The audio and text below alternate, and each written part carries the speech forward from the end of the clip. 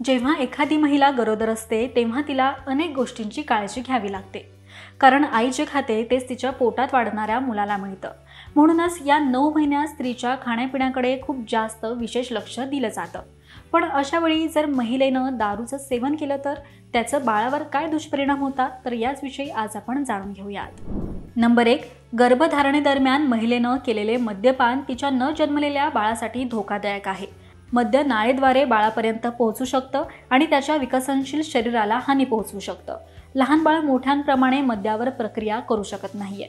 Number 2, गर्भधारणेदरम्यान मद्यपान केल्यानं गर्भपात, अकाली प्रसूती आणि मृत शिशु जन्माचा धोका वाढतो।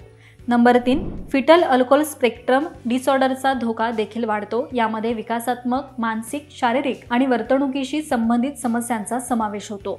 नंबर 4, जर गर्भवती महिलेनं मद्यपान थांबवलं नाही तर बाळाला फिटल अल्कोहोल सिंड्रोम होण्याची उच्च शक्यता असते।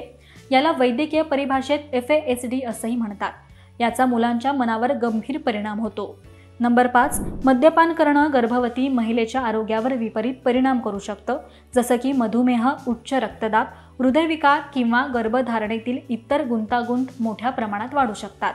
नंबर 6, गर्भधारणेदरम्यान महिलेनं घेतलेली आवश्यक औषधे आणि व्हिटॅमिन सप्लिमेंट्स कमी प्रभावी असू शकतात। यामुळे तिच्या शरीरात पौष्टिकतेची कमतरता होऊ शकते। त्याचवेळी मद्यपान केल्यानंतर चक्कर येऊन पडण्याचा धोका वाढू शकतो। यामुळे न जन्मलेल्या बाळाला इजा होऊ शकते।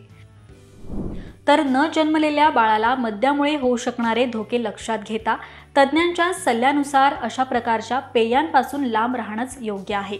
आणि स्वतःची आणि आपल्या बाळाची काळजी घ्या। आणि हा व्हिडिओ तुम्हाला कसा वाटला हे कमेंट करून नक्की सांगा।